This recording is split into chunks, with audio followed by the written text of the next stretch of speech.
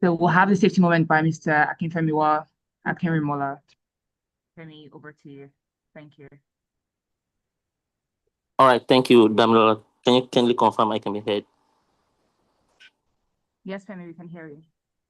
All right, Yes, thank we can you hear very you. much. All right, thank you for the feedback. Good morning, everyone on the call. I'd like to use this brief moment to share some essential tips, mainly on road workout safety. As we all know, road workouts involves activities like jogging, running, walking, and cycling.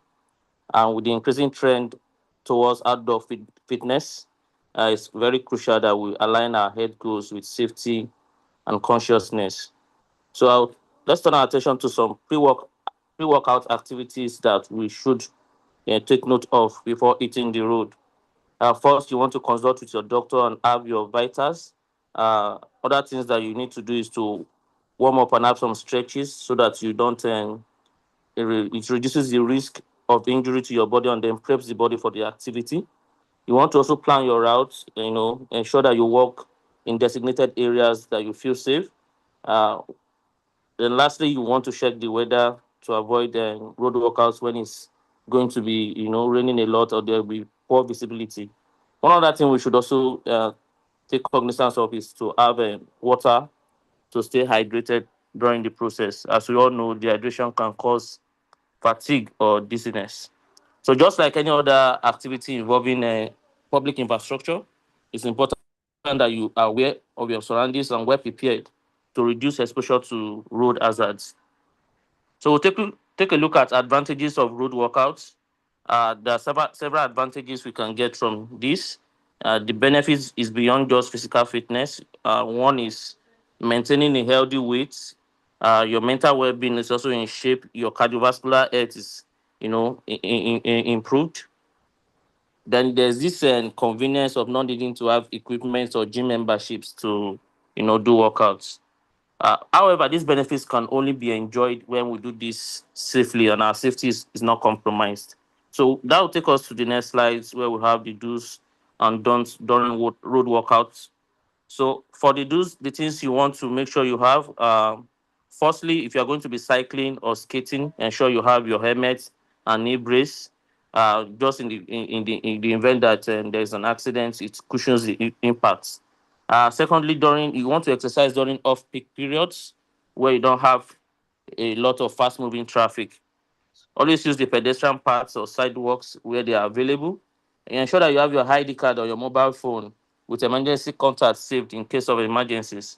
So you don't also want to have loud music playing in both ears and then have a close friend or relative knowing your route, and then expected return time when you go out for this activity. So these little adjustments can be the difference between a refreshing jog or a near miss. Lastly, is on the don'ts. There are some common pitfalls that we want to avoid. Number one is that you don't walk out on lonely roads to ensure your safety is guaranteed, particularly in the country where we have. You want to avoid tight or dark clothing, wear clothing that will increase your visibility. Ensure that you are facing the oncoming vehicles in case there is no sidewalk. Don't ignore your body signals. If you feel dizzy or unwell, it's a good time to stop the activity. Then lastly, don't assume, particularly in Nigeria, that vehicles will stop for you. If you need to cross the road, make eye contact before you do so. So as you know, the road is a shared space. You don't want to assume anything. So be in a defensive position. To wrap up, I will just want to say that our health and safety must go hand in hand. We all know that road workouts are great ways to stay fit, but this should never be at the expense of your life or others. I encourage us to apply these safety practices personally and share them with our loved ones and friends who engage in road workouts. So fitness is not just about strength, but it's also about our awareness and taking responsibility when we engage in road workouts. So I'll stand by for questions or remarks if there be any. Thank you very much for listening. Over Thank you to very you, much, Danny. Femi. Thank you. Yeah. Thank you very much, Femi, for that comprehensive safety moment. We do not have any questions or comments in the chats at this time, so we'll just move on to the next thing on our agenda. So at this moment, we'd like to recognize the presence of um, special guests in the meeting. Like I said earlier, we have the president, Mr. John Bosco Uche, on the call. We also have our president-elect, Madam Olajumoke Cecilia Ajayi, also present with us. We have the YP technical lead, Jimone Abiori, as well as several notable guests who will continue to recognize as we continue. So also just like to recognize our Benin chapter excos. We have Mr. Edward Oza, the chapter coordinator, Mr. Ugochukwu Ogamba, the deputy chapter coordinator, the general secretary, Mr. Izundu Ipo, the financial secretary, Mr. Danlami Bawa, Mr. Ekwe Ukam, our advisory council member. We have Mr. Stephen Saku, the public relations officer, Mr. Udo, the assistant general secretary, Mr. Darlington Omoroa, YP chair coordinator, and our editor-in-chief, Madam Dr. Maju. It's a pleasure to have you all with us, and we thank you for your continuous efforts in the NAPE Benin chapter. So now I'll invite the chapter coordinator, Mr. Edward, to introduce our chairman for today's meeting. Mr. Edward. Good morning, everyone.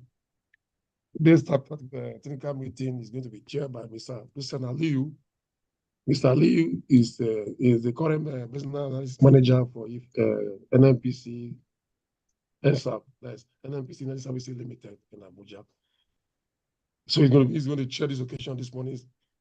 Mr. Aliyu, you are welcome to this meeting. Thank you. Thank you, Mr. Edward. You're welcome, Mr. Aliyu. I'll now very briefly take your bio. Mr. Hussein Aliyu has a master's degree in applied geophysics from the University of Lagos and a bachelor's degree in geology from Futlina. He joined NNPC in July 2005 and served as the deputy manager of geology of geology in NPDC, now NEPL, and as covering manager of exploration at various times. He was transferred to Frontier Exploration Services FES in January 2021 as manager of the Benway Trough operations, following the passage of PIA and organization within NNPC and the subsequent creation of the NNPC Energy Services. He was redeployed as manager based on analysis, the position he currently occupies. You're welcome, Mr. Hussein Aliyu, once again.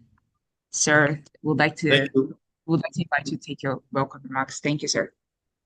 Okay, thank you very much, Madam. And thank you all. Good morning to the president of NAPE, Mr. John Bosco, and the president-elect. And also permit me, ladies and gentlemen, all protocols observed. The topic of today's presentation for the Benin chapter of NAPE monthly meeting is unlocking value from legacy seismic data, that is reprocessing techniques, challenges, and archival best practices. And to be taking this presentation is Mr. Ebini Nelson, who is going to be the lead speaker. And also he will be supported by Tolulope, Elekula, and Chuwang, Dawuda. So let me just give a brief biography of Mr. Nelson, who is the lead speaker. He is a seasoned seismic data processing geophysicist with 15 years of expertise in the oil and gas industry, having worked on numerous high-impact projects that have honed his skills in seismic data processing, velocity model building, and pre-stack depth migration. Currently, he leads projects at NSAP, NNPC Energy Services, where he ensures precision and efficiency in exploration and production outcomes. His professional memberships with NAPE, SPE, and SPE, as well as SEG, have kept him updated on the latest industry trends and best practices. With a strong foundation in applied physics and geophysics, he holds degrees in petroleum engineering from Teesside University in the UK and applied physics, that's geophysics, from Rivers State University of Science and Technology, now Rivers State University. His expertise spans seismic processing using software like Omega, SeisUp, GeoEast, and ProMax site space, as well as velocity model building, PSDM software testing, and quality control. As a productive problem solver, he is dedicated to delivering high-quality seismic solutions that optimize exploration and production outcomes. With his expertise and experience, he is poised to drive success in the oil and gas industry, and of course, in ENSAF. Mr. Nelson, the floor is yours, please, and thank you.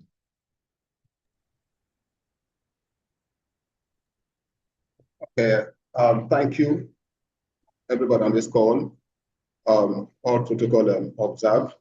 So at the beginning now, please permit me to call on Tolulope to start with the first part, where there is going to be a three-set presentation that is divided into three. To be started with Tolu, followed by me, then Gian is going to speak on it. So please permit me to ask Tolu to share the slide. Thank you. All right. Thank you very much, everybody. A very good morning to you. All protocols duly observed. The president of NAPE and the president-elect and the Benin chapter ESCOs, a very good morning to you. Please, if you could just unshare your screen so that we'll proceed to the presentation immediately while I share mine. Thank you. All right, thank you, Mr. Tolulope. You can share your screen now.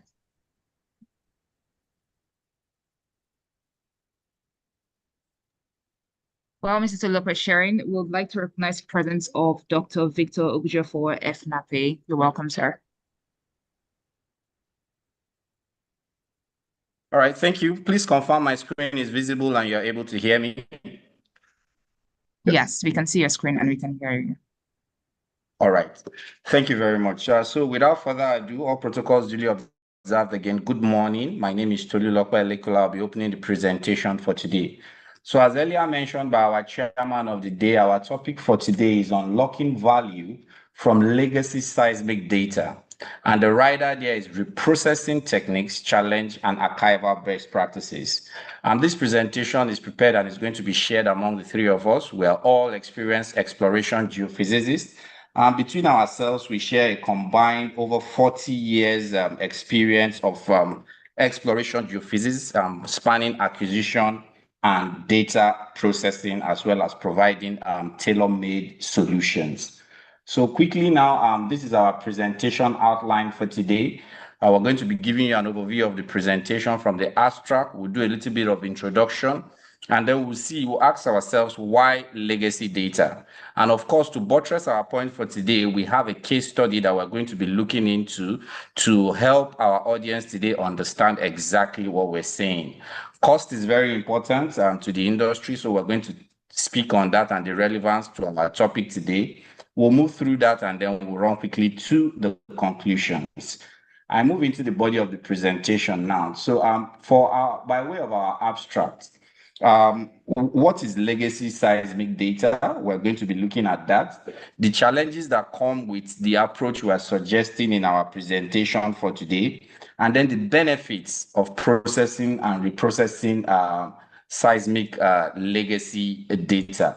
So before you is a simple abstract covering what we are going to be presenting to you today, both the advantages and the challenges that abide in processing legacy seismic data. So for the benefits of, I can see our audience is mixed. We have students and then we have very experienced people in the industry. So please permit us to address everybody so that everybody can be carried along. So what is legacy seismic data? That is the first question we should be asking ourselves.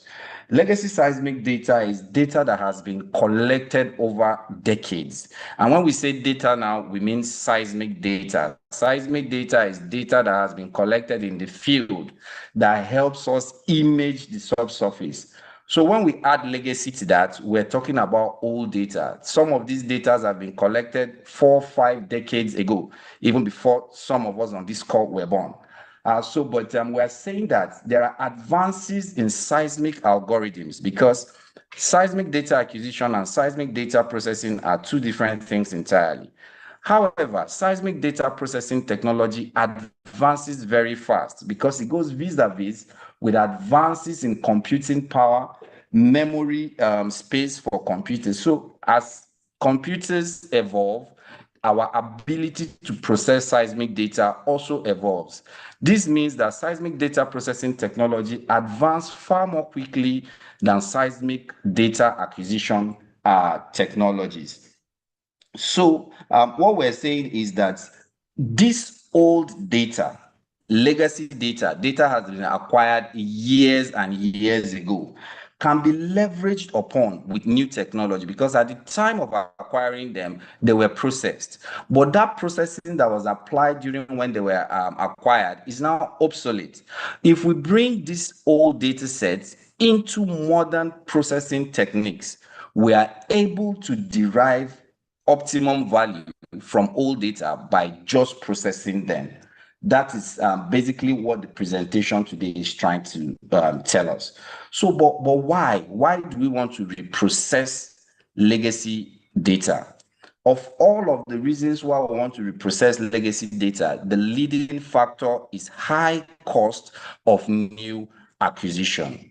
We are all in the exploration industry, and we understand that based on the realities of our industries today, we are suffering setbacks in budget availability.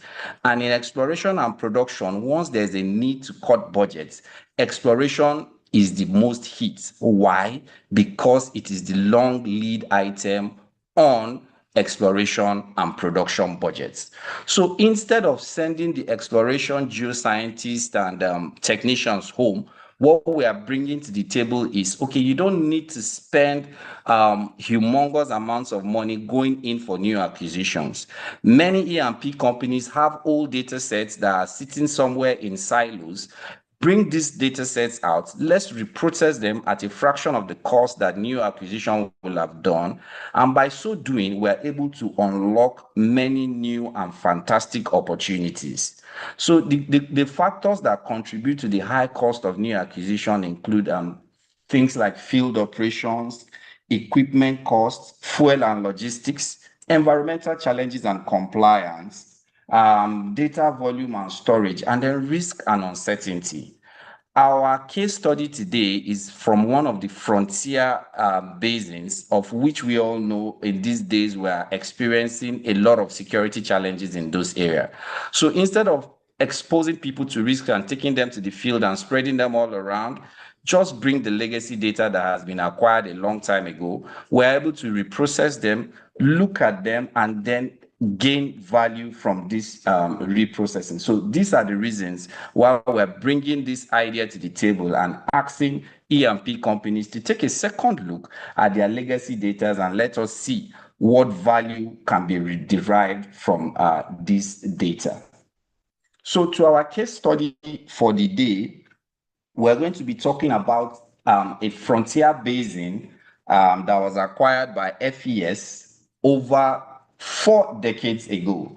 This study focuses on about 11,600 linear kilometers of seismic 2D lines, and it was acquired, as I said, by FES in one of the frontier basins. This data set was spread over years in acquisition, some of them as old as acquired in 1984, which, as I mentioned before, is over 4 decades ago. So this data set was acquired between the years 1984 and 1995. But in the year 2019, it was contracted out for reprocessing to see what value can be derived from it before going into the field again with an optimized perspective on how best to progress with this exploration. This project was successfully concluded in the year 2021, and it unlocked new exploration opportunities for the frontier exploration services. And if I may add, at a fraction of the cost that it will have taken to go into the field and acquire these new surveys again. So this is not to say that there are not challenges involved in processing and reorganizing legacy seismic data sets. We are going to be enumerating on some of those challenges in our presentation today, as well as the actions and the processes that we took to solve these challenges. I would like to add at this point that these challenges is usually on a case-by-case basis because of the peculiarity of this strategy. So each case will need to be analyzed and its own challenges will be brought to light. But for our case study today, one of the major challenges that we encountered was that this data set was stored in obsolete media. By obsolete media, I'll give an example of in those days when we used to have VHS, radio cassettes, CDs, and what we call VCDs. We all know that those medias for our movies and our songs are now obsolete. You barely can find a device now that can play an old CD or the old VHS tape anymore in the market. So in seismic data, these old medias are referred to, some of them are called 9-track, some of them are called exabyte tape, and the rest of them are called 3480 tapes. If you look below the slide before, you've taken time to extract some of the pictures of this old media and display there. So some of these medias are so old that even the drive, the players which wish to read them back are no longer available or supported in the market. So this provided a peculiar challenge. A second challenge was that the critical metadata, which are the observers logs and the navigation logs, were only available as scanned hard copies, which were very old. Imagine things that were written about 40 years ago. So these were old and they were non-digitized. And then, of course, there was no SPS files. SPS is the shell processing sequence, which gives us geographical positioning for our seismic data. Now, this was totally missing. If you have seismic data without SPS, it means no matter how good that seismic data is, you are unable to geographically position it. So these were some of the challenges that arose from this project. What were the few things we did to address these challenges? We call them modernization initiatives. So some modernization initiatives we had were transcripting these old data sets from their former media forms into the new media forms. This is what we call tape transcription and format conversion. So we had to go into some old stores, get those tapes out, transcribe them, and then bring them into new formats. We also had to generate the SPS files. So it was not like we pulled this SPS information from the sky, but we were able to look at the files that were handwritten, and then we were able to come up with a new format for them while we manually typed them. It was a painstaking process, but it was all done.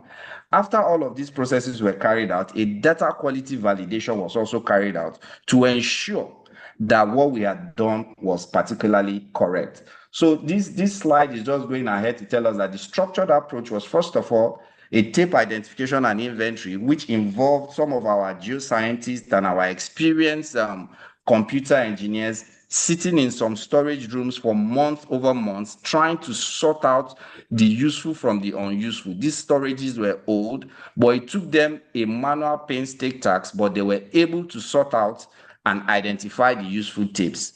The next was taking these tapes and looking for ways to transcribe them from their old formats into a usable format, a modern day format that we're able to use. And of course, the SPS were created from what we call the observers logs. These are things that the engineers wrote down on the field many, many years ago. This line started from point X, Y, and all of that. So with that information, our experts were able to generate SPS files, because the SPS files that came with those data were already missing in time. So they were able to generate SPS files and then merge with this data, and we were able to go into processing with this. So at this point, I would like to hand over to the lead presenter, who is going to take us on a little bit more details into the project itself and tell us a step-by-step of how these issues were resolved. I'll be back at the end of the presentation to also conclude and close. Thank you very much for your time. Mr. Nelson Ebini, I yield the floor to you to take us on a deep dive. Thank you all. Okay, thank you. Thank you, Tolu, for the presentation. So all protocol observed, I will just permit me to continue with this presentation to be the analysis of the case study. So for the case study, we use the project flow chart as follows. So highlighted in green is the first, what we did first. The second thing we did was to start with the tape transcription, then raw data QC, the SB expression, data validation, then seismic data processing. Next slide, please. Next slide. So the first thing we did was to do a pre-transcription assessment to determine the condition of the tapes, the log metadata, which contain the detailed information of the seismic. We have the survey ID, we have the line numbers, we have the sample rate. Then we have to give a report that's indexing what we have to do after identifying the challenges with each of the tape. We do indexing. What is the purpose of the indexing? That enables us to attend to a set of tapes that are fit for purpose, that we need to read the data. So the total number of tapes we had was 2,576 for the 9-track tapes, and then the 3498, 3480 tapes, we had 454. So we also received these tapes in batches. The first batch is 1,283, then the second batch 1,283. Next slide, please.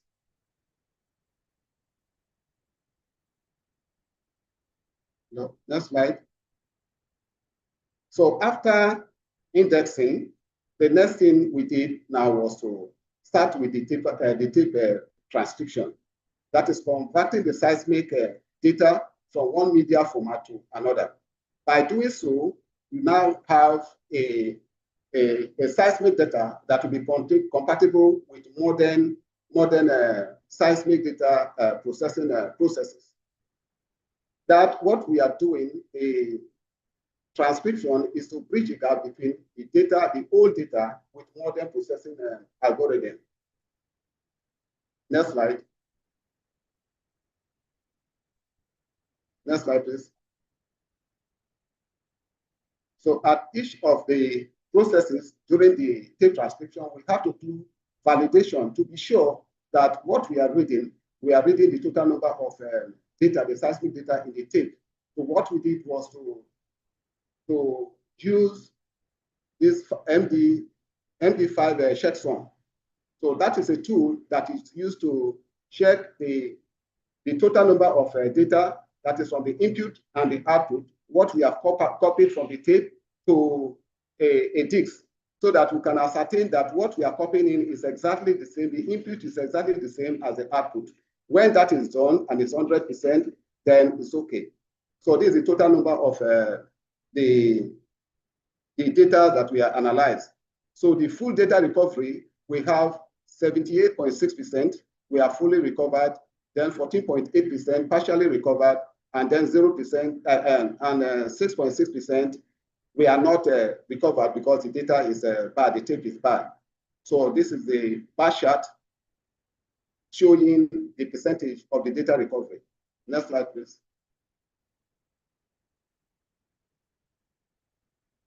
Next slide. So next we look at the seismic data. After you have, we have taken after doing indexing, what we do, we have to catalog what we have, because we have the tapes, so that at any given time, you can access, if you want to use it, the tape now will be available for you to use. So to do that, we make it accessible, then readable, and then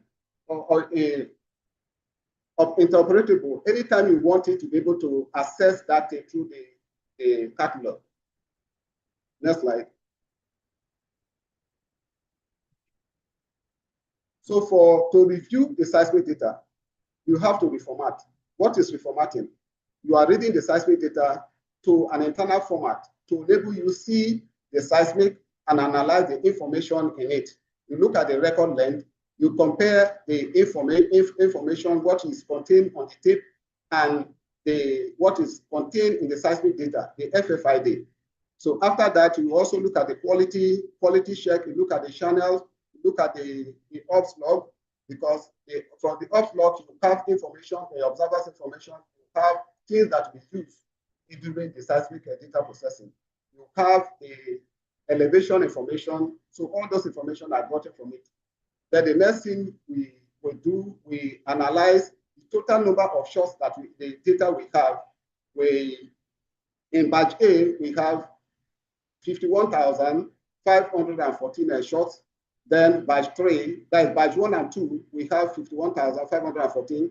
Then batch 3, we have 42,269. So altogether, we have 93,783 shots, corresponding to 518 lines. So we look at the FFID and we look at the raw shot, and then if what we are having, what we had is exactly the same, so we pass it. So that is okay for us to process. Then those that are not good enough to be processed by shot, we equally use the information that are given from the observer's information, the acquisition information. We're able to identify those bad shots, and then those are not fit for people, so we drop them. The channels that are bad, we also drop it. We also confirm the data length. Next slide, please. So after critically looking at the data and seeing that there is no inconsistency, what we did, the inconsistency, we proceed for processing because the data quality is okay. Then those that have minor issues, we look at them, like those that have missing traces, or the fold is not enough. Then those ones we leave them. And if the seismic are readable also, those ones, they are left not to be processed. Then we also look at the fold of coverage. Now, this information, we are also comparing every information with seismology report, because this information are also there. So when we plot the fold of coverage, we plotted the fold of coverage and seeing that the value is the same as what we have in the seismology report, then it is okay, we proceed with that line to process it. Next line, please. Next slide. Okay, so this is the fold of coverage for a line with a gap. Next slide. So this is a sample of the seismic, a sample shot. It's a 2D line. The 2D seismic data have the source and the receiver on a line. Next slide. So this is another sample shot. Next slide. So just to give some example of the type of noise that we dealt with. This is not just the only one, but we just showed a few to give an idea of the type of noise we saw there. You can see the ambient noise, background noise. Then we have ground roll. Now that ground roll, these are noise that have low velocity, low frequency, and high amplitude. Next slide. So this is another short sample. Next slide. So these are short batch shots. So we confirm from the information after the review that they are not okay. So we take them out. We did not process them. Next slide.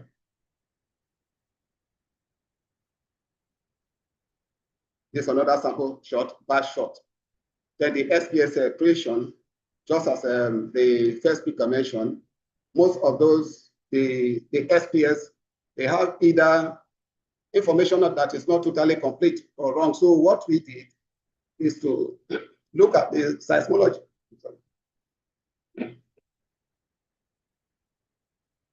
So we look at the seismology report and then confirm even the coordinate referencing system to be sure that what we have in the seismic and what we have as written is correct. So it is actually a task doing this because it is manual. So we have expert people that are, some of us specialize in the SPS region. So we have different groups.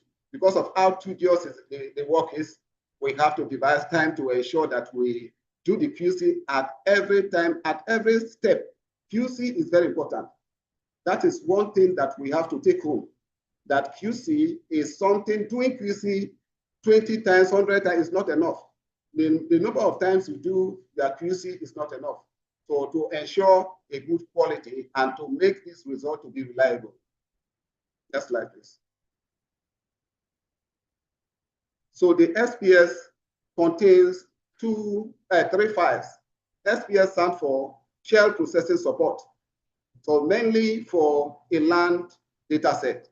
And the data we are dealing with is a 2D land data set. So what is containing the geometry information is the SPS. So we have the source file, we have the receiver file, and the relational file that link the source to the receiver. So successfully, we are able to create SPS file for 93,783. So already I've mentioned earlier that the total number of shots lines are 518 2D lines. Next slide.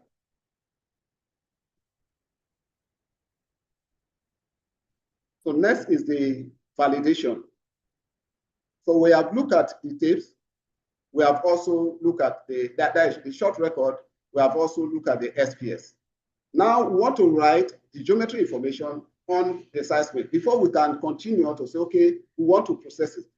So we have to validate the data.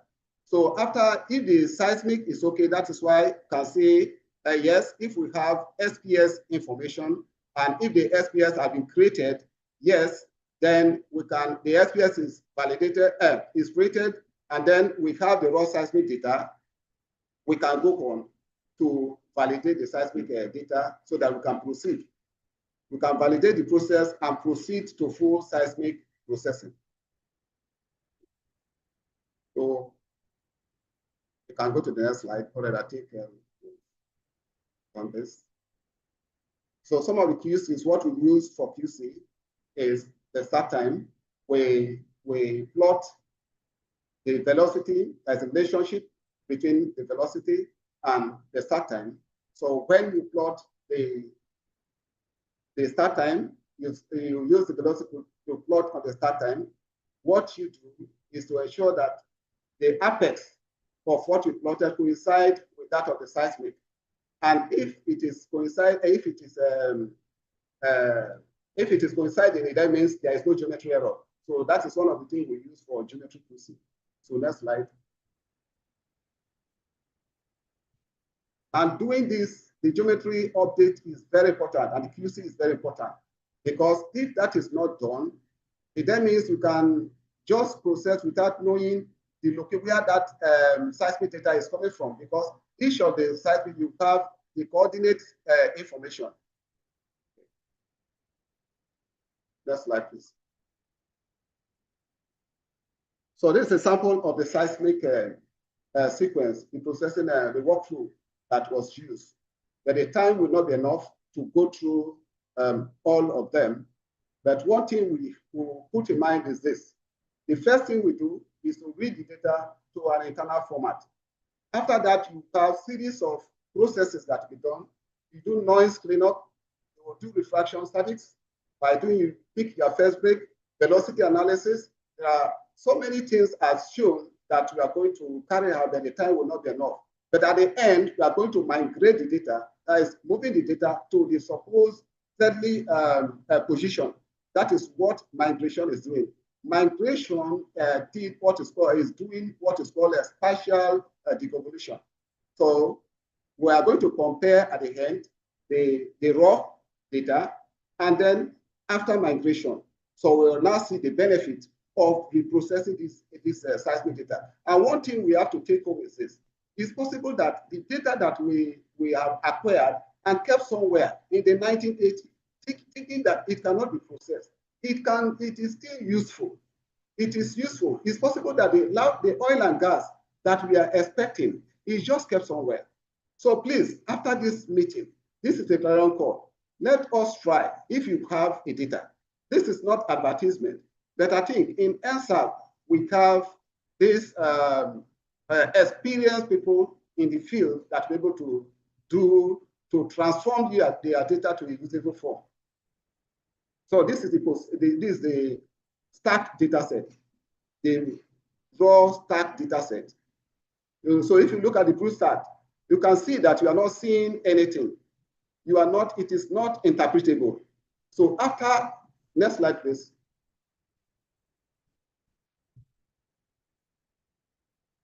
So this is the raw chart, the raw stack. This is after the migration, no AGC. So you can see that this is interpretable. So after processing, what we do is to give this to the interpreters for them to interpret and give us basic information. So it is not just the processing. Why are we doing this? It will enable any person that anyone want to go into maybe acquisition to have a better design, So that is what we are doing. It is better you have a result like this than you don't have any information, so that you know the direction where you are going to have the design. So this is again, after application of gain. Gain is just for visualization. Next slide, please.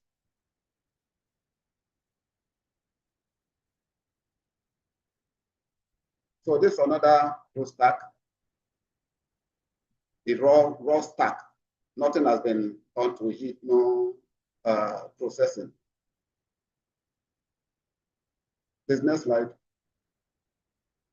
This is after processing and migrating the data without gain. So at least this is interpretable. This is another same sample with gain applied just for visualization. Next slide. Okay, thank you. So at this time now, I'll call on Gian to talk of the cost implication analysis. Thank you. Okay, thank you, the first speaker, Mr. Tolulope, and the second speaker, Mr. Nelson Ebini. My name is Chuwang Dawuda, and I'm standing on all exiting protocols. I'll be taking us through the course implication analysis, the technical summary, and also the best archival practices to adopt going forward. So for this purpose, it is worthy of note that the values we are using here are hypothetical values, not the actual values, just to demonstrate how cost-effective and cost-saving the processing of legacy data can be. So as we are all aware, one of the goals of any E&P company is to optimize production and also minimize cost. So like the first and second speakers earlier mentioned, the total recovered surface 2D line was 11,600 kilometers. And assuming the cost of acquiring 1 kilometer of this 2D line at the time this project was carried out is $15,000. If we multiply this sum by the total number of recovered lines, it will amount to $174 million. And assuming the cost of reprocessing of this legacy data was done at the 10% of the acquisition sum, which is $17,400,000, you can see that the financial gain for reprocessing will be $156,600,000, which is a very, very, very good amount to save. And here this table is showing just 3 scenarios, saved from the calculation I just explained above. That is to say that even if the data is processed at the 5% of the acquisition cost, this is what will be saved. Even if it is processed at 20%, there is still going to be a very good saving. So we can see that the benefits of reprocessing legacy data cannot be underemphasized. So next slide, please. So that brings us to the technical summary. Just as they have mentioned earlier, this didn't come without challenges. And part of the challenges, one was data format and processing issues. Because the data was stored in a non-standard SecD format, that makes it impossible for us to use the normal SecD formatting algorithm. Hence, the need for a custom workflow, especially for this very project. And also, the data had poor signal to noise ratio and lack of processing documentation, which both speakers have highlighted, was a very, very great challenge, though we were able to overcome it at the end of the day. And also, there were no prior reports for most lines, so we couldn't compare apple to apple, which is the case that is supposed to be. Next slide. Other challenges we encountered was the metadata and documentation gaps. Incomplete metadata was a challenge. Tape documentation were missing, some fragmented, some absent, and the missing support files was also a challenge. Next slide. So that brings us to the part that we are now advising OD&P going forward, best practices to adopt in seismic data archiving. The first here is the using of standard formats. Companies should adopt open standard formats. Examples, we have the SegWide, the REF2, and the SegD formats with fully populated headers to ensure interoperability. Also try to eliminate proprietary dependencies, and also metadata integrity. All documentation should be done properly so that you don't have challenge while reprocessing seismic data in the future. Also, there should be periodic review, inspection of data storage and database. Why is this necessary? At least it will help to timely identify deteriorating media and replace them, and also medias that their tape drives are becoming obsolete. Transcription can be done to a more recent media which has support, and also there should be update of the metadata database periodically. Next slide. Okay. Also explore using resilient storage architectures, that is transition from tape cloud-based storage, also using redundant array of independent disks system with automated checksum validation.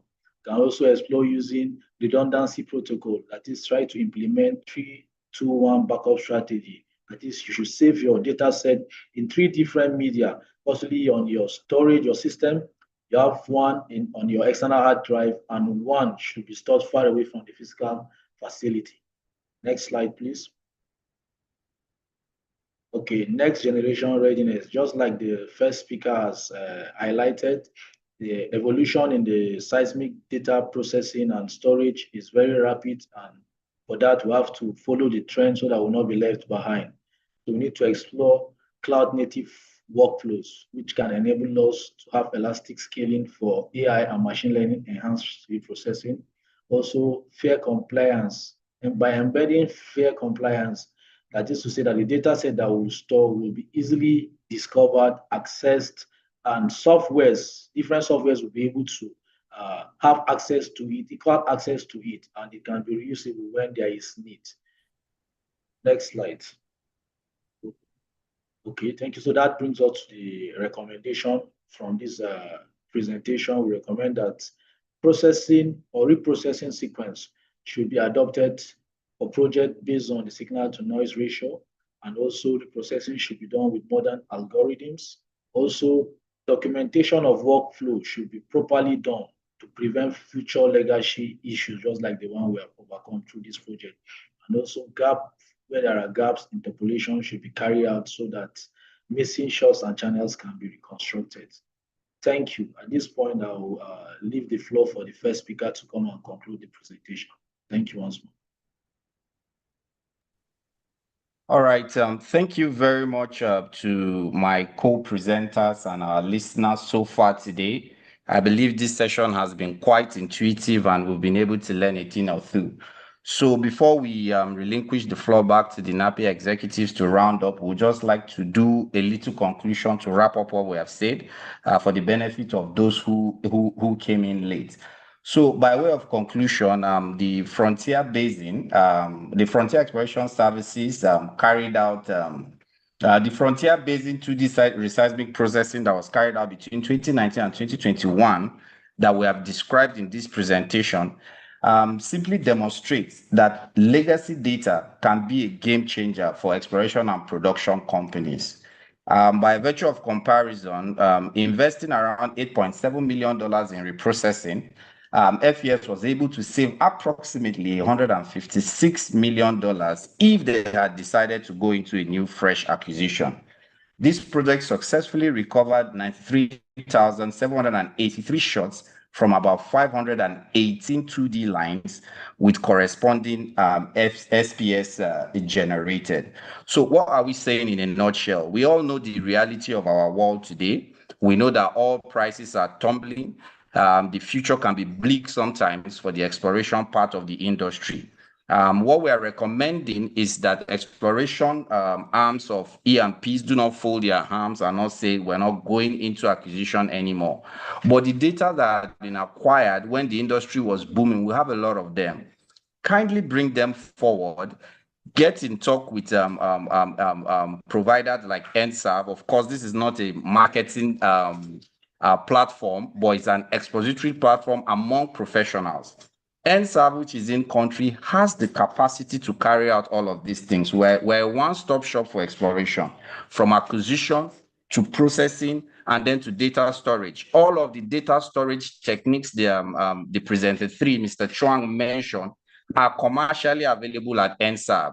We can transcribe your data, we can store it, we can do the 3-2-1 approach of storing data to ensure that your data is not lost at any point in time, such that in the future, when you want to glean value from your data set, it will be available and ready for use, and we will not have to go through all of these challenges before we're able to reprocess your data with modern techniques. As I said at the beginning of the presentation, seismic data processing advances much faster than acquisition.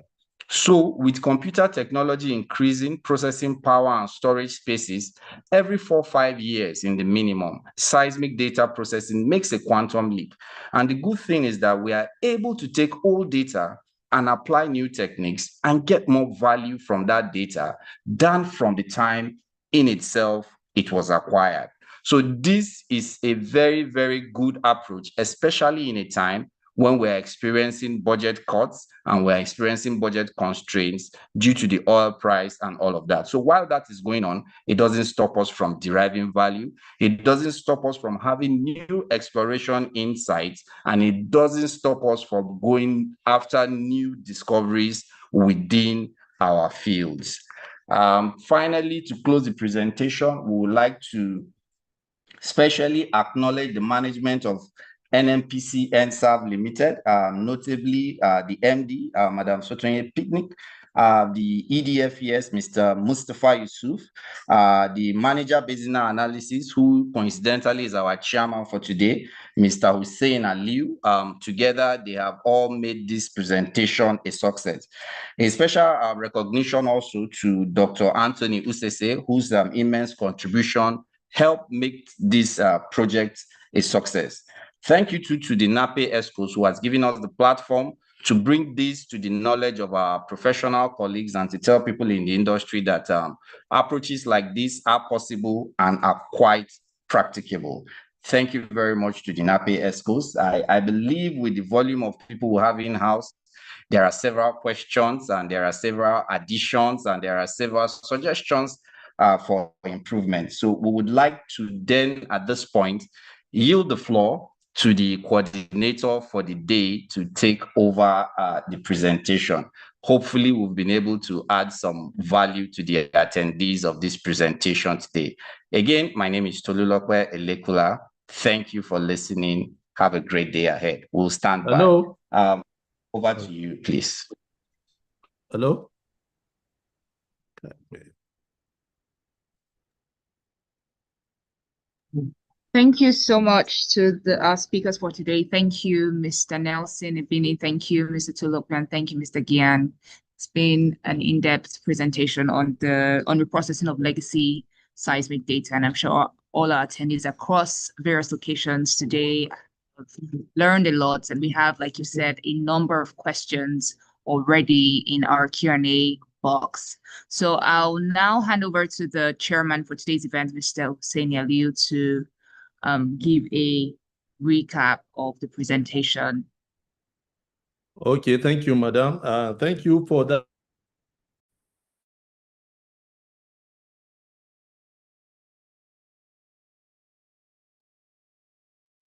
Mr. Liu, we cannot hear you.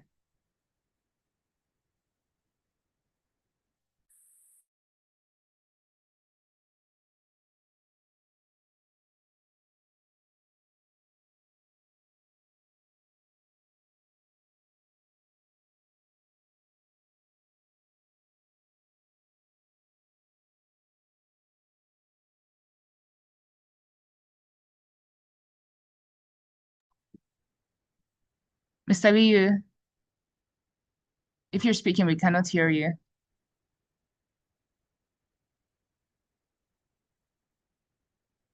Okay, we seem to have lost Mr. Liu. Okay. Mr. Liu, can you hear us?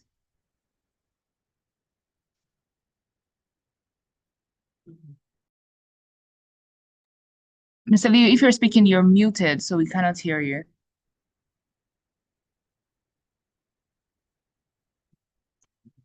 Go on.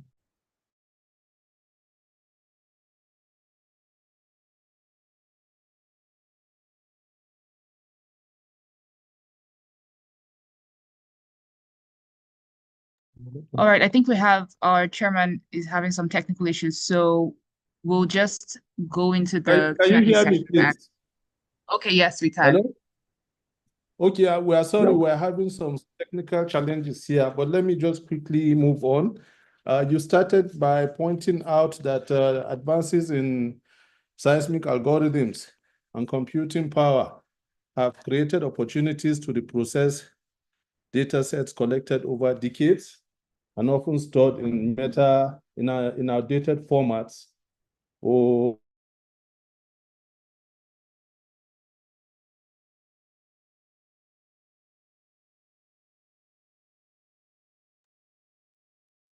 Mr. Liu, we seem to have lost you again.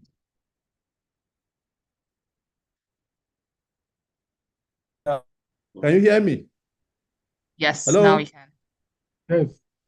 Sorry, it's breaking. Can you hear me now? Yes, sir, we can hear you Yes, now sir. loud. Okay, so we are sorry about that. And you continued by pointing out factors that contribute to high cost of new acquisition, like field operations, equipment costs, like fuel logistics, data volume, risk, and uncertainty.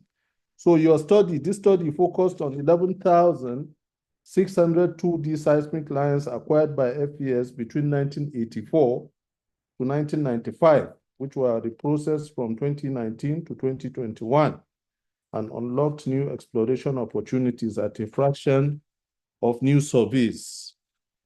You pointed out some legacy data challenges that existed, like 2D data stored on obsolete media, critical data available.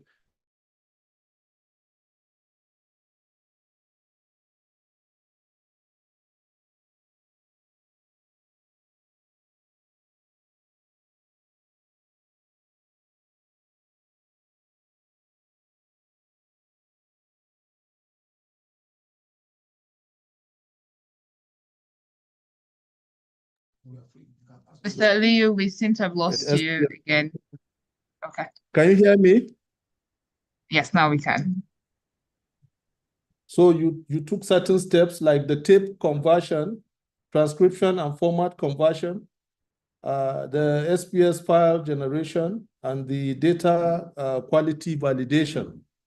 Now, I won't go into details because we're having technical challenges here, but finally, your presentation highlighted potential cost savings and recommendations, which included adopting signal to noise ratio as a processing sequence, and also the processing with modern algorithms. You also mentioned that we should document workflows to prevent future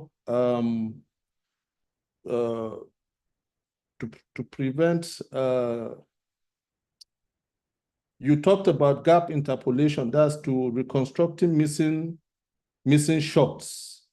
And the presentation was concluded by noting that 93,783 shots were successfully recovered from 518 2D lines with SPS generated and that there was a transition from paper, making it possible. Thus, we now had transition from paper-based to digital work to digital workflows. So you pointed out that legacy data can be a game changer for E&P companies. And with this whole activity, we were able to make tremendous savings, which you said was about $156,600,000, which is quite considerable. So I think that basically is a summary of your presentation. Thank you. So we'll take questions and answers now.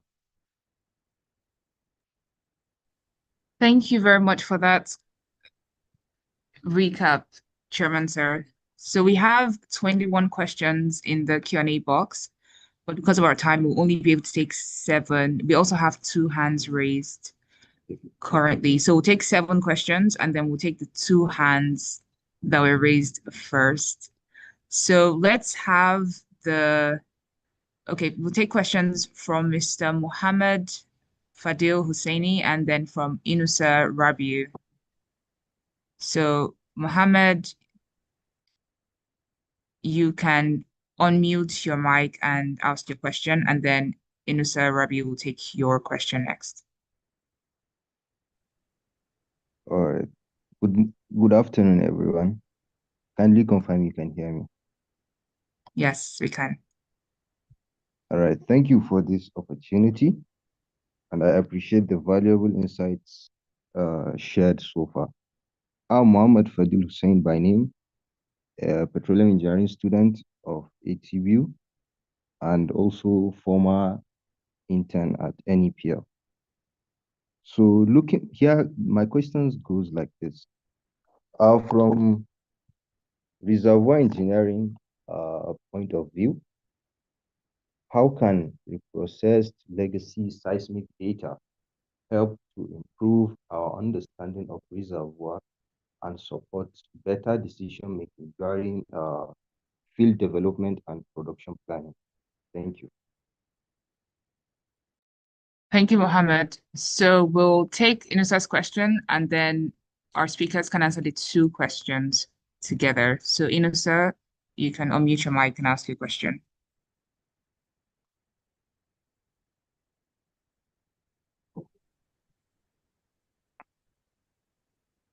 Hello, good afternoon, everyone. Please confirm if you can hear me. Yes, we can. Okay, thank you very much for organizing this webinar, which is very educative. My name is Inus Rabi Isa.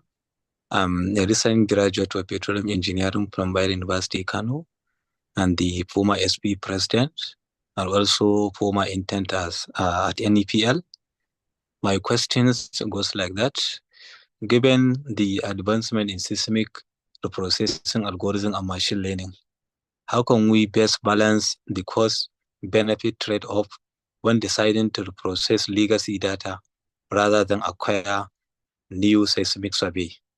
Then number 2 questions, what specific practice will you recommend to ensure that legacy data remain accessible and usable for future processing effort, especially in organizations with limited digital infrastructure? Thank you very much. Thank you very much. So our speakers, we can take these 2 questions now, Mr. Nelson, Mr. Tolulope, and Mr. Kian. Thank you. Thank you very much. I'll take a go at the second question, while Nelson, I think you prepped to answer the first one. So for the second person, you asked how we can balance cost benefits between legacy seismic data and freshly acquired seismic data. So to answer your question, I'll give you a typical example which arises from the case study that we have just finished looking at. So from the case study that we have just finished looking at, the 2D lines that we're talking about, you can imagine the length of 11,600 kilometers. That's almost circumventing 1, 2, 3 states in Nigeria. So that is to tell you that that data set was spread across a vast area. So when you first of all go into exploration, you first of all do a reconnaissance survey. Of course, the areas you are interested in, first of all, are sedimentary basins. Then you do a reconnaissance survey around the sedimentary basins. And then you find out where your areas of interest are. So you continue to narrow down and narrow down. So if you want to balance cost benefit, what FES has done in this case was that reprocessing all of these lines gave them an eagle eye view, a very broad and good idea of what was happening in all of the areas continually. This will now introduce some very specific areas of interest to them.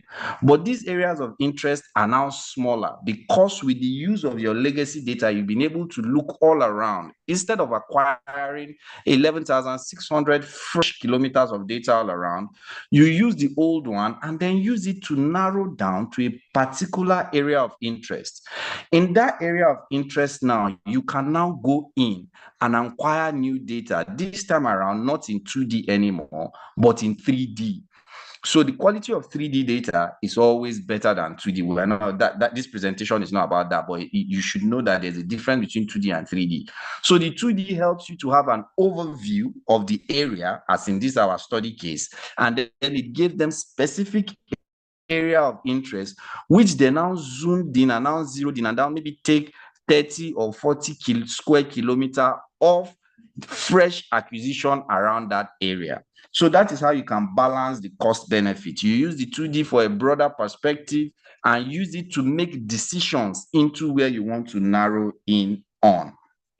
And then you asked of the specific practices that can be carried out if around the preservation of data sets. Yeah, well, for most production companies, these services are contracted out: acquisition, processing, and even data storage. So we talked about some of the specific practices. One of them is not to keep your data sets in the same location. One of them is to have different copies of the data sets in different location. One of them is transcribing. Just maybe you have a song you like so much, and that song is on a cassette player. As cassette players continue to move out of time, you can quickly take that song and transfer it into MP3. So you have changed the media of that song into a more modern media, which then guarantees that that song or that media will go with you for a longer period. It's the same thing with data sets.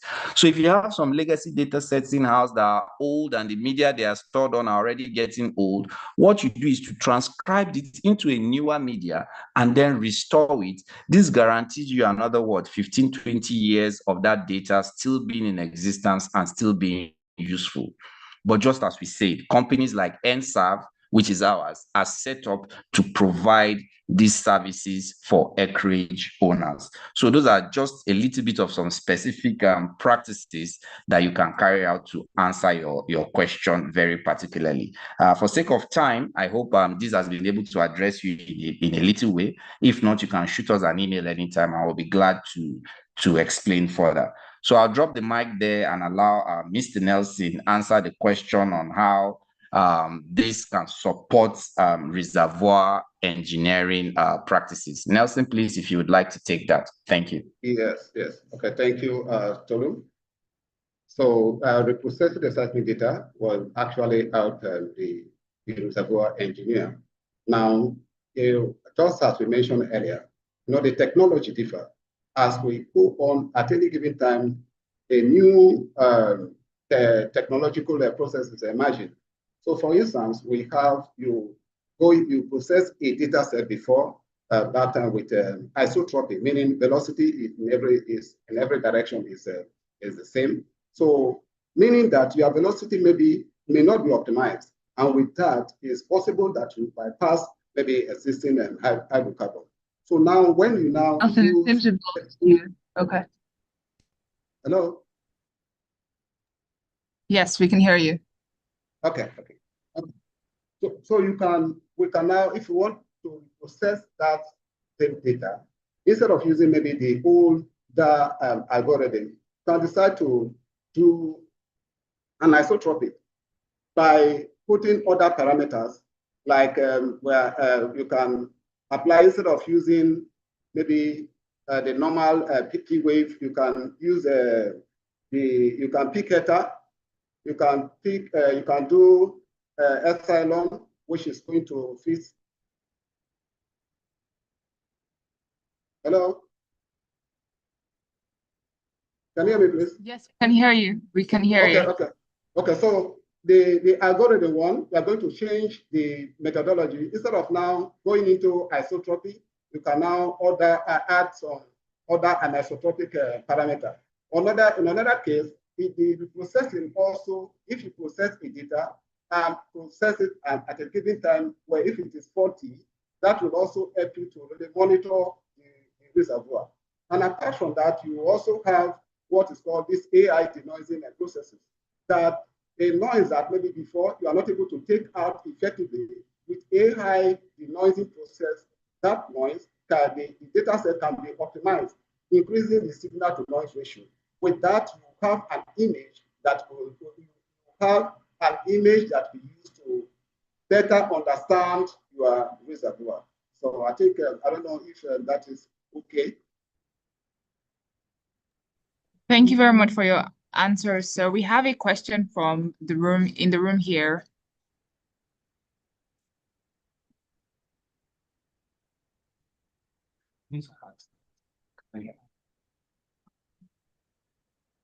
Hello, my name is Habib. I was going to ask that how long does this process take, the processing of acquiring the seismic data? Okay. Okay, thank you. Processing the seismic data, depends on the workflow, the sequence of the project, and the client objective. Because we can't just take maybe ascertain that, okay, maybe it will be 1 month, but depending on what is needed, what the work that is to be done, that will affect the timeline, that is the Gantt chart. And also the processes that will be applied will also affect the timeline. So it depends on the project objective, the things that are to be done. Is it time or is it depth? Because sometimes a project can be done in time. There is maybe time migration. You also have maybe depth migration. You can also, apart from that, incorporate, there is other type of migrations that you are going to employ. So it may be maybe 6 months, 1 year, 2 years, depending on the size and the processes that are going to be applied. Thank you. I don't know if I'm able to answer your question. Thank you, sir. So we'll take a lot of the questions that we have in the chat box are similar. So we'll start with the first category of questions that speak to machine learning algorithms and AI and how they can be applied in the reprocessing of old seismic data. Yes. Okay, I think that has been partially answered, that the AI already will have denoising AI processes currently that is in the industry. So it's already on. And when maybe you want to use the AI, artificial intelligence, but one thing we have to understand is that it's just like you give something to computer. The computer, it is what you are giving it. If it is wrong information, it is also going to affect your result. So the human effort is also needed, apart from using that AI. Sometimes people do say that processing is machine work. It's not always like that. It's not like that. The technical impact is very necessary. And that is why you see from time to time, as acquisition methods are emerging, processing method also, there is always update.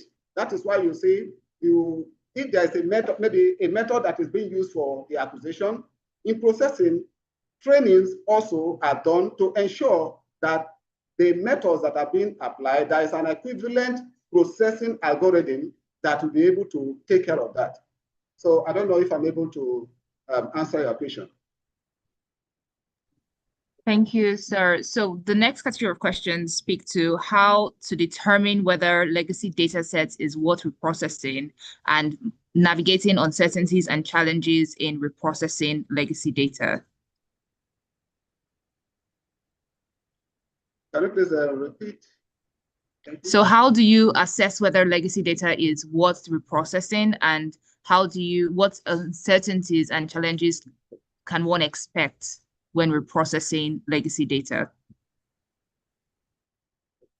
Okay, let me take this one.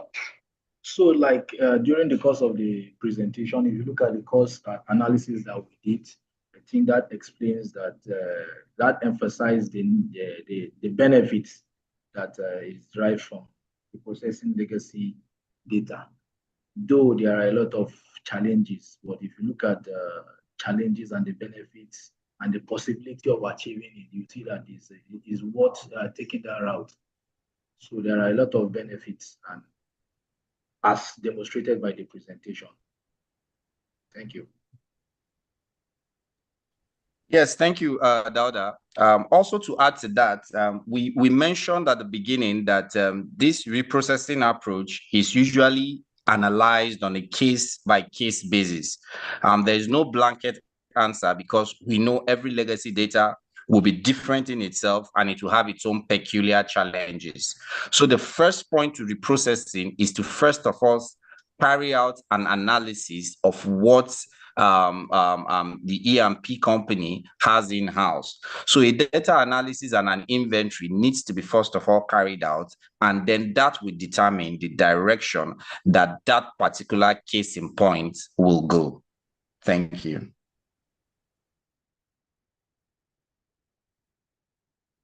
Thank you very much. Now we'll take a question that says, what role does noise attenuation play in reprocessing, and how do you balance signal preservation? Dawuda, please take that. Did you get that? Okay. Yes. Dawuda, Chuwang, do you want to take that? Yeah, but let her come again, please. Sorry. The question again, please. What role does noise attenuation play in reprocessing, and how do you balance signal preservation? Okay, thank you. So, one of the aims or objectives of reprocessing seismic data is to enhance the signal to noise ratio. So just like we emphasized during the presentation, QCs are carried out at every step. And in terms of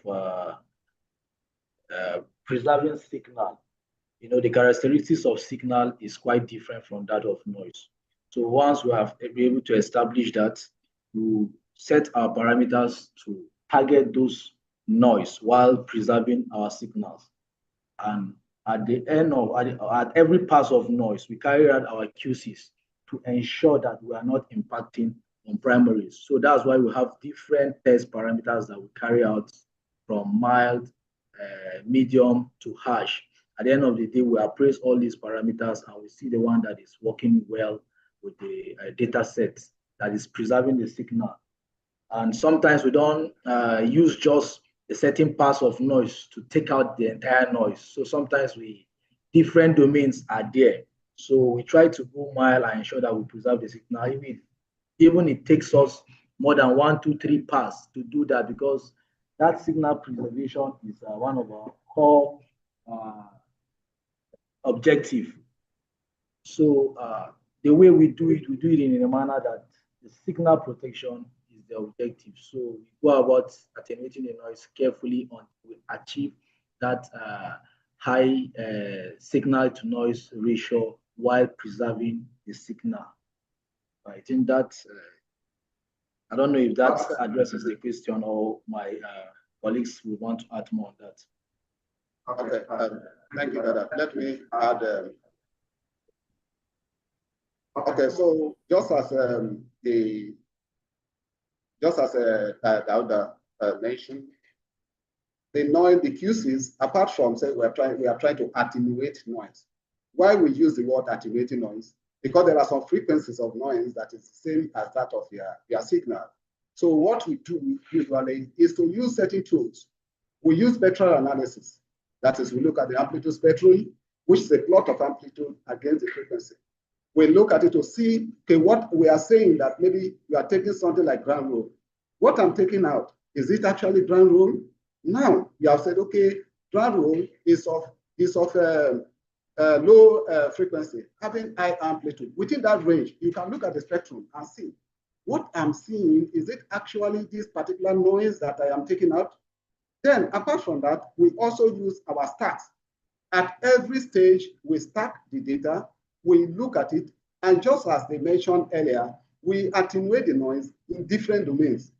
So, in short domain, using the parameter, we're doing different tests, and then analyzing it to see that we are not taking out the signal, because whatever thing that is taken out, you may not bring it back. You can't bring it back. That is, you can't have that signal that has been taken out.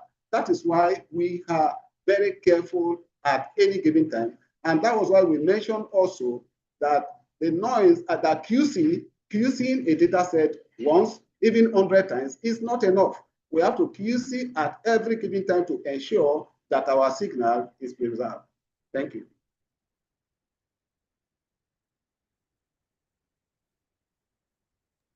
All right, thank you, sir. So we'll take 2 more questions. We have another question in the room, and then we'll take 1 question online. Good afternoon. So my question goes this way. My name is Favor.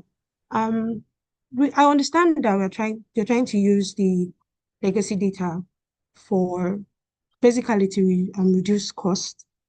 Yes. So I want to know, in a situation whereby we all know that the earth keeps changing and you have to process this data. So what happens if you actually go through the whole processing procedure and everything, and this data is not reliable? What do we do? Because the earth changes. So what happens next? I know it takes time for the earth to change, but won't you have added costs, because now you're using costs to actually do your entire procedure, and then only to turn out that it's not really reliable to start getting new data again? So that's my question. Thank you very much, Favor. Let me just jump in on your question, and it gladdens my heart to see that there's a lady in the room. Coincidentally, the MD of NSAP who has enabled this presentation today is also a lady. So we're encouraged when we see ladies in our field. So first of all, I would like to point out that cost is not the only reason why we encourage the processing of legacy data. Of course, cost is one of the major issues and is one of the major riders. But there are other reasons as well. I'll give you a typical example. In some cases, the areas where you want to acquire those data to are now built up. There are now structures all around the place, and the disruptive activities that you could carry on 30, 40 years ago, you are unable to do it at that time. So in that case, no matter how much you have, you are unable to acquire new data. In other cases, there are environmental concerns. We are all big on the environment and environment protection now, which was not so many years ago. So in some cases, there are environmental constraints that stops you from going into the field and being disruptive. So again, no matter how much you have, you probably is restricted by law from going back into that field.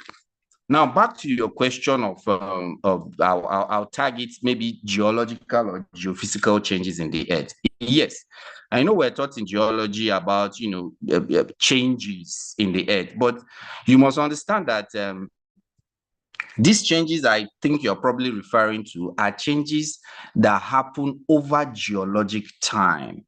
These changes are not changes that happen in 100 years. They are not years. When we talk about legacy data, it's just in our own perceptions as human beings because of our own short lifespan. So the time span that we refer to in period of acquisition to processing is nowhere close to enough time where geological changes must have taken place.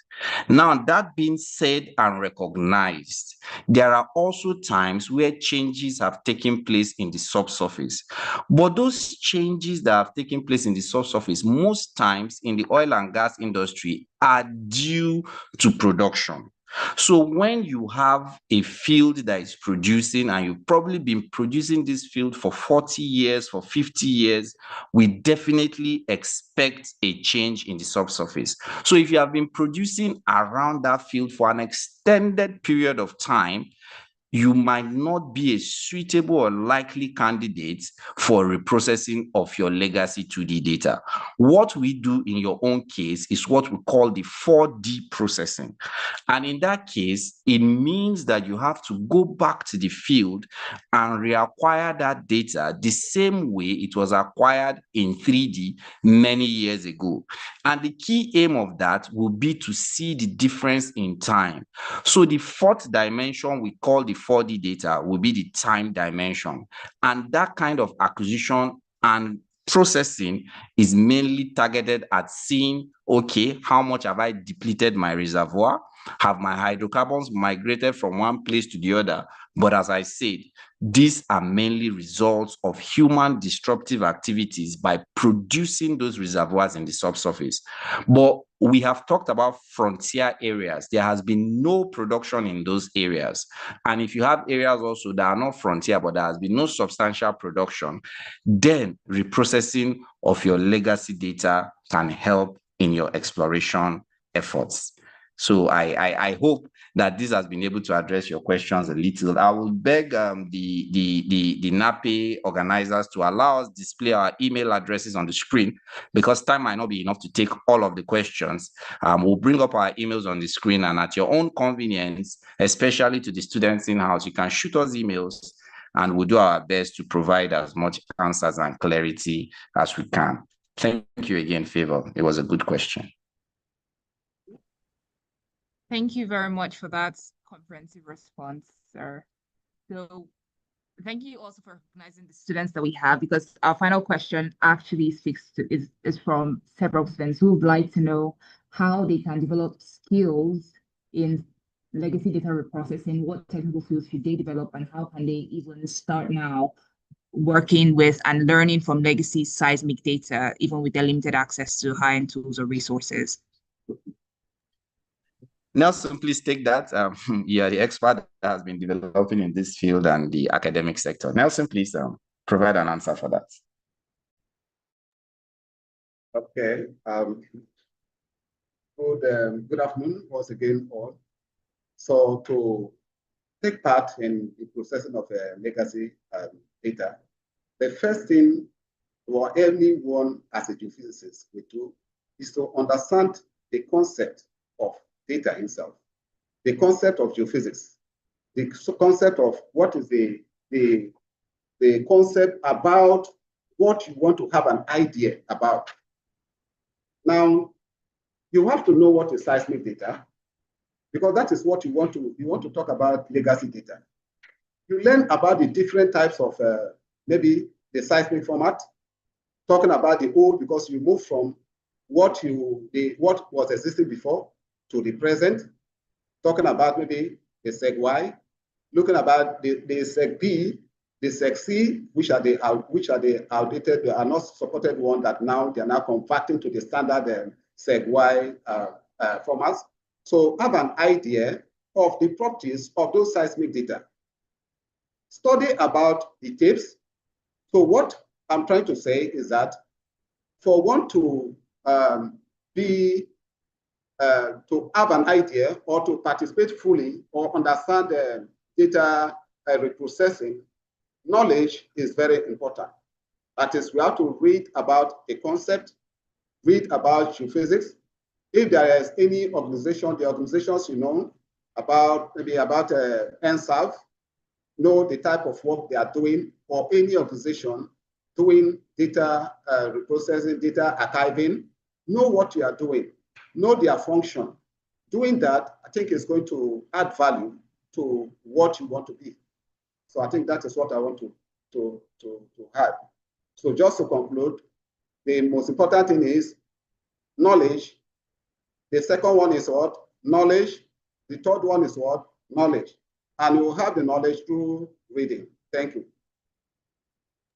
Thank you so much, and thank you for the time taken to answer the questions today. That will be all the questions that we can take in today's meeting. I will, at some point in this meeting, stop sharing the screen. That'll be later on, so that our speakers, as they have requested, can project their email addresses, so that anyone with questions that we couldn't take or additional questions can send them an email and get responses directly from them. But for now, we'll just quickly run through what we have on today's meeting. And now I'll hand over to Mr. Steven Sako for our announcements. Thank you. Okay. Thank you. All protocol duly observed, and done a wonderful job. And so I'm going to take us briefly to some of the announcements from the desk of NAPE.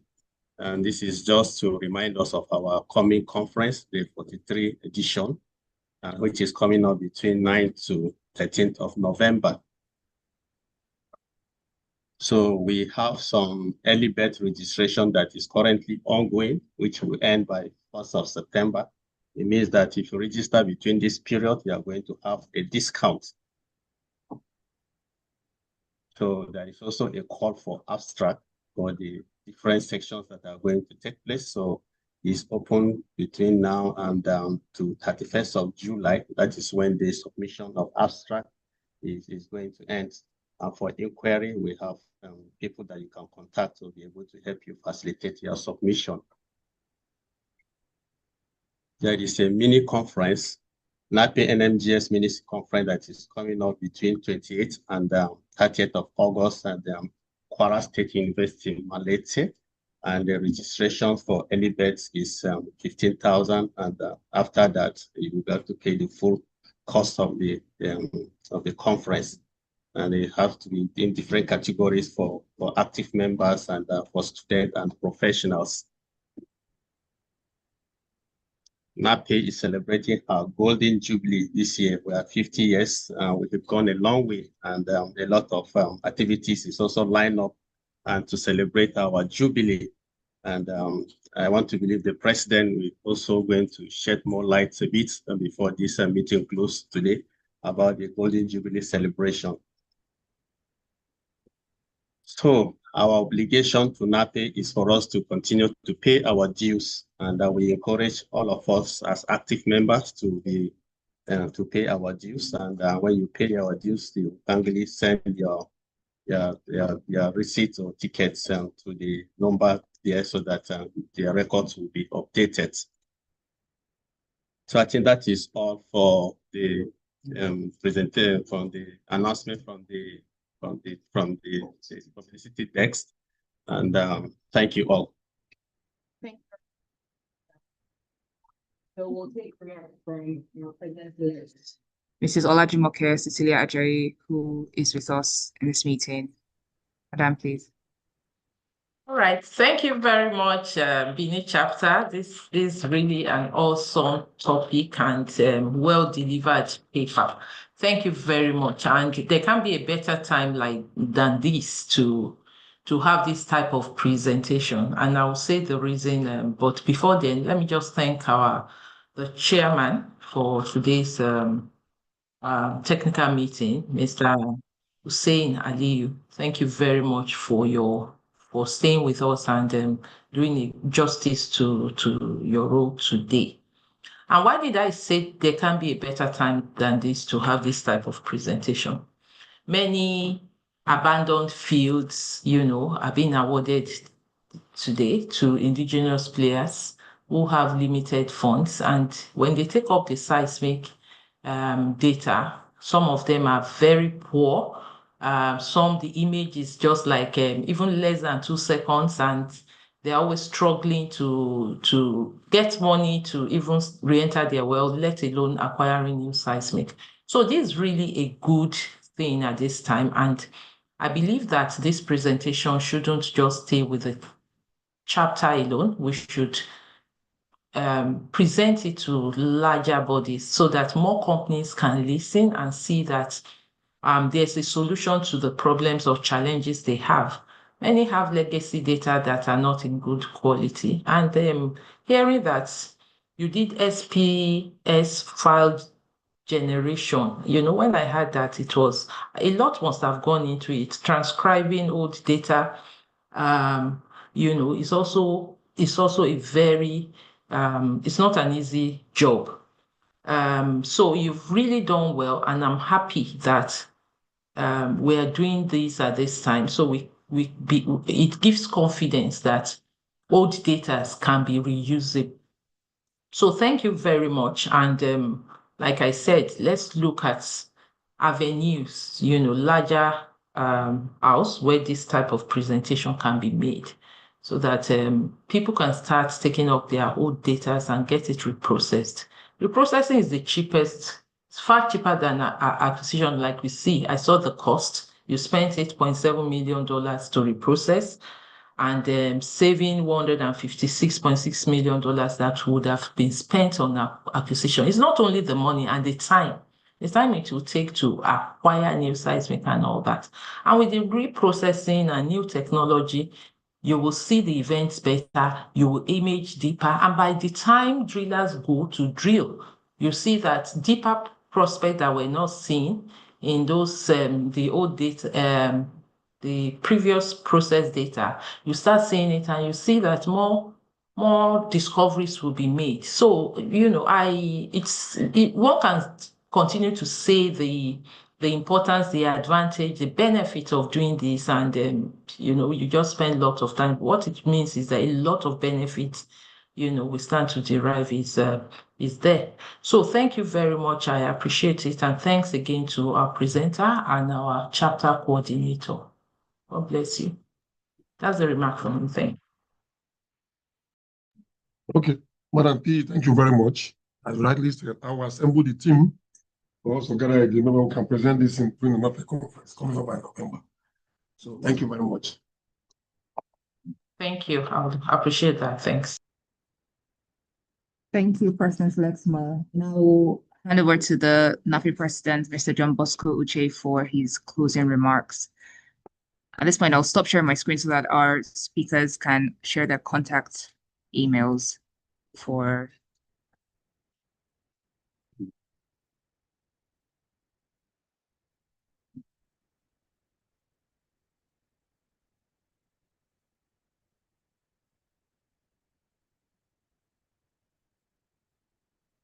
The president is not on the call. Can you? Yeah, can you? Okay, the president is not on the call. Madam P, maybe you can just do a final closing remark as the most senior person in NAPE here. So after that, Benin chapter is on hybrid. It's not basically online. We have over close to 100 different viewing centers. So maybe we finish our own. The chapter coordinator will go down and continue the rest of the day. But many here, you cannot see the picture. Today I can see this what I saw today on the screen. The new chapter is doing very well. Thank you, madam. Exactly. Thank you very much, chapter coordinator. I'm really impressed. And since the beginning of the year, I've been attending your technical meetings, and the attendance has been outstanding. We were over 200 here today, and with the audience you have over there, it shows how well Benin chapter is doing, and how important this is to your technical meeting is to the people around your area there. Thank you very much, everyone, for attending. I know we have some fellows here. Thank you for attending the technical session today. And our chairman, let me thank you once again for your time and accepting to chair the technical meeting today. And all our three presenters, you did excellently well. Thank you for putting this awesome paper together. And our chapter coordinator and the expos, you are doing excellently well. Thank you very much. And we look forward to having another session, with you next month. Thank you very much for your time. And we look forward to having you all at our next major event, which is NAPI at 50 in August. Thank you and have a good day. Thank you. Thank you, madam. I will mobilize as usual. You understand? Then our next technical meeting is coming up on the 23rd of July. Maybe you are going to witness another mammoth crowd in that place again. The only new idea, what I saw today, because we added another additional viewing center in Abuja. I speak to you, Abuja and South, there's a center that is South. They're all viewed there. So at this point, we are going back to our normal program of the hybrid section. We'll go down. Mr. Liu, thank you very much. Mr. Tolu, Mr. Nelson, thank you very much. Mr. Gan, thank you very much for a wonderful presentation. What we're going to do, you're not here. Mr. Liu is in Abuja right now. Yes, I'm here. Nelson and again, they are in Port Harcourt quite a bit. So what I'll do now, I'll get the representative to represent your plaque. We'll do a plaque presentation. Okay, thank you, Edward. So what we'll do, we'll send your plaque to you maybe next week. Thank you very much. So we're ending the online showing now. Maybe we have to go back to the viewing center for that activity. Thank you, everyone. Thank you, everyone. Thank you very much. Thank you, everyone. Thank you all.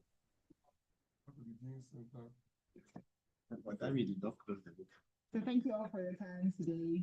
I look forward to seeing you as announced at our next technical meeting. Enjoy the rest of your day. Bye, everyone.